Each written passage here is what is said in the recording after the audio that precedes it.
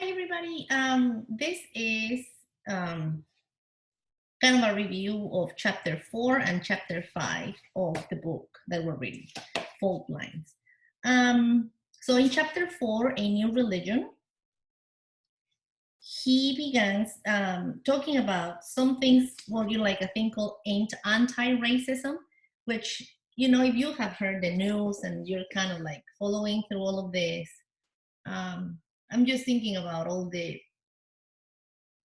with the rioting and the BLM stuff and just everything since COVID.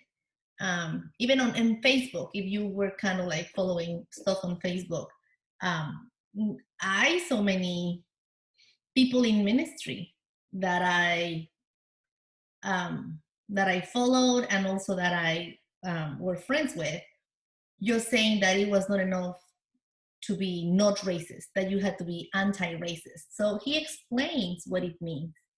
And so obviously, Voddie Baucham calls it a cult because it's basically a religion, right? It has their own cosmology in page 67. It has its own original sin, its own law, its own gospel, its own martyrs, its own means of atonement, right? Reparations is the way of atonement. It has the new birth, a new liturgy, a new canon, and a new catechism. So basically, according to a professor of philosophy in Valparaiso University, he describes practitioners of grievance studies as resentful specialists in subversion who treat literature and philosophy, and indeed language itself, as tools to be used for political purposes. Um, so he describes, I'm not going to read all the definitions because it's just too long, but I just want to, kind of give you a review. So a new cosmology, right? On the first day, according to this new religion, on the first day, white people created whiteness. So it just gives a definition of whiteness, right? It's just like normative privileges granted to white-skinned individuals and groups, which is invisible to those privileged by it. And then obviously he mentions, this book that has been, like, everybody began reading it suddenly, right? White Fragility, and even pastors and like churches were like having seminars for this. And then obviously he began talking about the SBC, because there is this person who is in charge. Let me see, Jarvis Williams. He mentions Jarvis Williams here and somewhere else. I think he's a professor. I don't really know exactly what it is. Some of his lectures. I'm so sorry. Oh, see, according to the professor of New Testament studies at the flagship seminary in the SBC, Jarvis Williams, he's teaching critical race theory at a seminary. So basically, he's saying that white people created whiteness. This professor is saying that white people created whiteness with the express purpose of oppressing and enslaving Black people. And then obviously, like I can almost hear Voddie Baucham say, so did the Egyptians have to invent the concept of race in order to justify enslaving the Hebrews? Did the Babylonians? How about the Assyrians? The answer to these questions has to be no, since race was invented by white people according to this theory, right? Until for the express purpose of oppressing non-white people. Then obviously he talks about the idea of white privilege. What's white privilege? And then he describes Matt Chandler and a video that was very, I think it became like super famous, and how he's just basically just regurgitating just some ideas from this guy McIntosh, in which Matt Chandler is saying that, he kind of has an invisible toolkit that I can reach in there. I remember watching that video, and Matt Chandler was like, I have a toolkit in which I can just like pick up and stuff. And at any given moment, and I have this kind of privilege that a lot of other brothers and sisters don't have. I remember also, like in page 67, when the new birth, right? When you are born again, you become woke, right? And it was just so disappointing to see Paul Tripp. And many of you know Paul Tripp, right? Like shepherding your child's heart. That book was so good for me, and in the raising of my children. And I'm not saying the book is not good. I mean, it is good. I like it. I think that guy is his brother, though. But Paul Tripp, you know what I'm talking about? A guy with a mustache, glasses, like square, kind of like mine, white hair. He's very invested in ministry for the family and stuff. That guy became woke too a couple of years ago, and I haven't followed him since. But I remember him saying that he did not know the gospel. Like there was something new once he realized, like he became like born again, because he, after he saw these things, meaning he became woke. I think he literally said in the video that he had never understood the gospel. He had never understood the gospel until wokeness happened to him. Also, he mentions, so he's naming names. Provost, Southern Baptist Theological Seminary Provost Matthew Hall, how in a video that was also became very famous, how he's saying that basically he was just a white supremacist. And many people criticize that guy and Albert Mohler, because Albert Mohler is the president, right? How is it possible? The president of this seminary, how is it possible that you have your provost online saying all these things? White people created white complicity, right? All whites are racist, according to this kind of thinking. So white people created white equilibrium. There's like so many definitions that are used, honestly, I'm sorry, so messed up. But I mean, you need to understand. And so what I like about this book, and I think I had mentioned that before, is that he just doesn't give you information. He cites the original sources. So there's no way that that he's just making this up, right? The belief system, white equilibrium, is the belief system that allows white people to remain comfortably ignorant. He's talking about white fragility, right? Like, unless you have been hiding under a rock, he says, you have been exposed to the term white fragility. So basically, it's just a guilt trip. Because you can say, well, you're racist. No, I am not racist. Well, that's just your white fragility showing.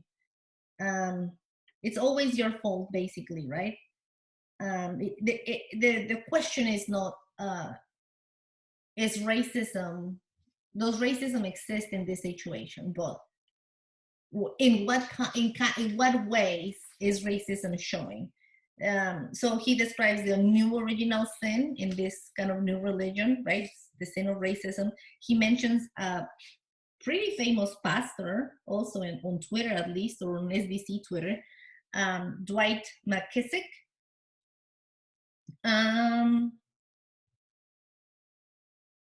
He's also talking about how for the anti-racist, they're just trying to change the dictionary, because racism is no longer, when it's no longer the belief, according to Oxford English Dictionary, it's no longer the belief that one's own racial or ethnic group is superior, right, than others. But the new definition is that the system, like, is not an individual kind of thing. It's just like the whole system. So I think it helped me understand now why we're talking about systems and society. So when you hear that America is systematically racist, whether you as an individual have played part of it or you haven't, you're part of the system if you have benefited from it. And even if you say you haven't participated in it, you're part of the system, so you're still part of it, you know, guilty party. So we're not dealing with the hearts of men anymore. In page 82, he says, racism, the new definition, or according to them, according to CRT, the definition of racism is a systemic or a system of advantage based on race, involving cultural messages, misuse of power, institutional bias, etc., etc. So we're addressing institutions and structures, not necessarily or not anymore the hearts of men.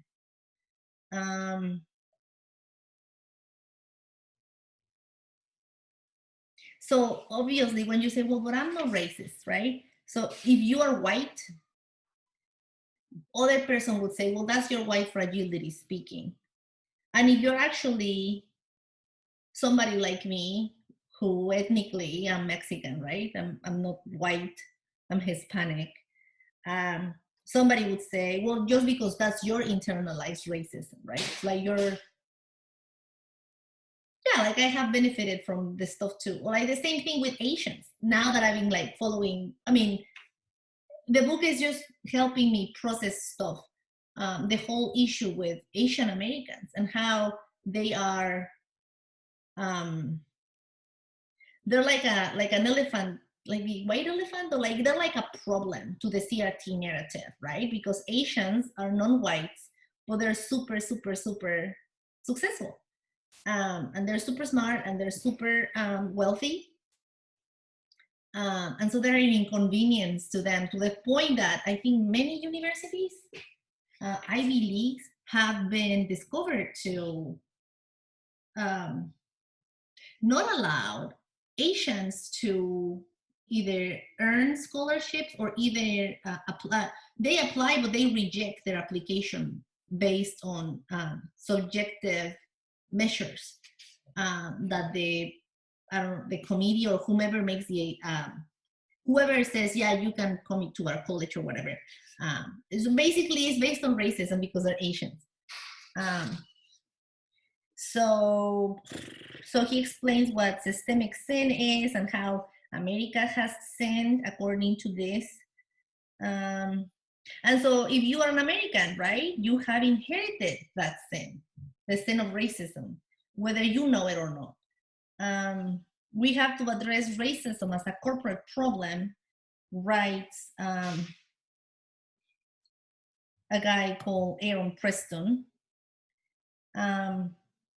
And so, I mean, I don't know if probably you are familiar if you saw that documentary by What's Standard by Founders Ministries.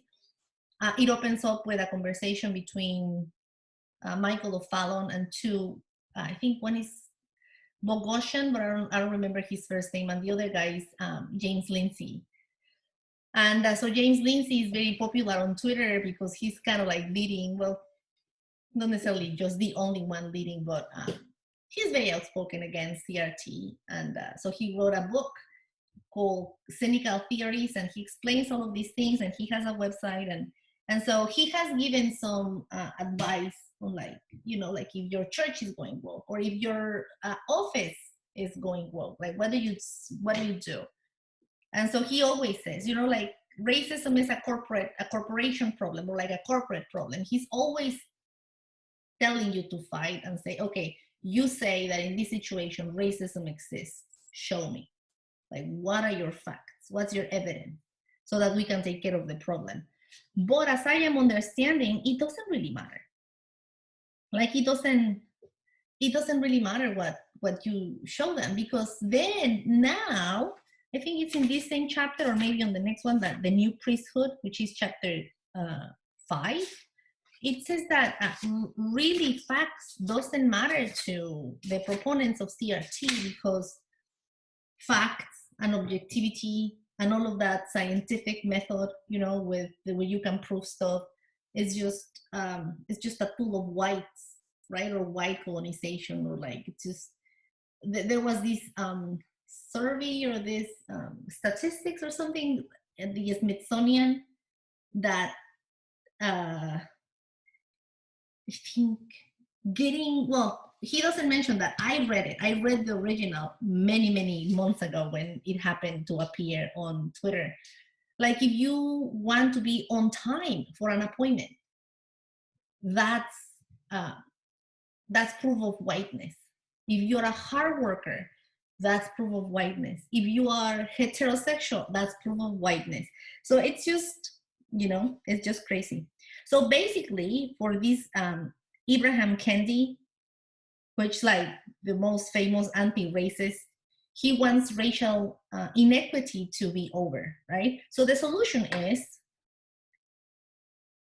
that an example of racial equity would be, for example, if there were relatively equitable percentages of all three racial groups living in owner-occupied homes in the 40s, 70s, or better in the 90s, right? Because the issue is that in 2014, 71% of white families lived in owner-occupied homes, compared to 45% Latino families and 41% Black families. But how are you going to make that happen? Like, it's just, how exactly, Voddie Baucham says, how exactly are you going to apply the parable of the talents, right? Like, you want, so for the anti-racists, the goal is equitable outcomes. But this is neither biblical, reasonable, nor achievable. And I'm just thinking, I think these all disregard that God is sovereign, right? That whatever is happening to you, so this is just how the world operates, and just, it's crazy to me. It's crazy to me that Christians are playing into this. That they just don't understand the sovereignty of God, and they don't understand that if I am poor, God has ordained that to happen. Now, that doesn't mean that I don't have to work hard, or that, there's always going to be people who make more money than me. I'm not going to play my race or my color into that. Anyway. Oh, see? The flyer at the Smithsonian Museum of African American History, page 86, in one of the footnotes, included a scientific method as an element of whiteness. Getting to work on time. So there's the link. You can see it. It was super cute. David Platt also got woke. And then he just quotes whatever he said back in conference Together for the Gospel in 2018. What else?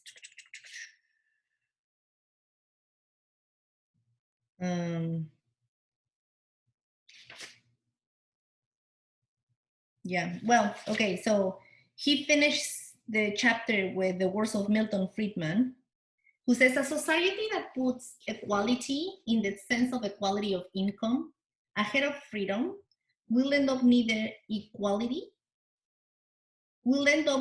equality nor freedom, because the use of force to achieve equality of outcome will destroy freedom, and the force introduced for good purposes will end up in the hands of people who use it to promote their own interests. And we're already seeing that. Then in chapter 5, he starts talking about ethnic Gnosticism. And if you have seen his YouTube talks, you kind of know what he's talking about. He talks about how people are saying that we should elevate Black voices. We should elevate voice of color thesis. I remember Beth Moore saying on Twitter that she was going to start adding more people of color to the reading of the theology that she was doing. So she was reading, and I'm like, well, I guess. I mean, if the people of color that you're going to read is doctrinally sound, go for it. But like, if you're going to read T.D. Jakes, who's a modalist, right, like heresy basically, then no. Then he talks about the three facets of what he describes, of what Voddie Baucham describes as ethnic Gnosticism, right? So number one, the first facet is that the Black perspective, that there is a Black perspective, like all Black people are going to think alike. And then he uses,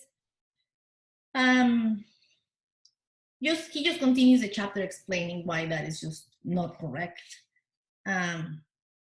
And how obviously Christians simply must reject this worldview. Then the second facet is that white people, right? If you're not black, if you're white, you cannot see this perspective without black voices telling you what you should think and what you should do. And I don't know if, well, since I had the baby, it's kind of like disconnected from all of that, but um, it's all making sense, because I remember seeing, I think it was the SBC conference 2 years ago, uh, and they were talking about uh, in the pulpit, or like on the, whatever they were doing in front. They were talking about how we should just listen, right, to our brothers and sisters of color, and how we should be quiet, and we should just learn from them. So, but this is what it means. It means that you just, like if you're not white, you just have no experience or you cannot just give your opinion on that, and you have to blindly believe them. Because it's a gospel issue. You see, everything is a gospel issue according to them. She describes the case of Breonna Taylor, and I remember listening to that case. Like the news reported it as if just 2 police officers had shown to her house, and it was the wrong house, and they just basically killed her. And I mean, he just gives the facts. He just gives the verdict of the judge, and actually the judge was black, and he ruled in favor, right? Like it was just all the facts are on page 96 and 97. But since the black attorney general is standing at the podium who oversaw the whole thing did not do what black people expecting him to do, they said that he had turned his back on Black America, and that he was no different than the sellout Negroes that sold out people into slavery. And all of that is just like, he gives you exactly where you can find that quote. Eric Mason, he's a pastor who wrote the book Woke Church. And Phil Vischer, the creator of VeggieTales, he's super woke too. And then what else?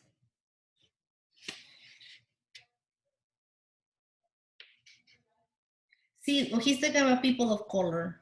You have to do active listening. You have to apologize and do better next time. Like there's a book written called Be the Bridge. And I think like I've seen some churches recommending that book on Be the Bridge. And oh, there's a fly. Right? Like you have to believe the stories of people of color. And just because one people of color doesn't feel oppressed does not mean that systemic institutional racism isn't real. So it's there. You have to take it as a core truth that racism exists. Okay, so the 3 facets of ethnic Gnosticism that he talks about is that, so there's only one black voice. White people cannot see without black voices. And the third one that he describes is that the narrative trumps truth. So even if you are given hardcore facts, if you don't agree with that, or if you don't like the facts, then you have to, like there's storytelling and counter storytelling. That's more important for CRT than truth.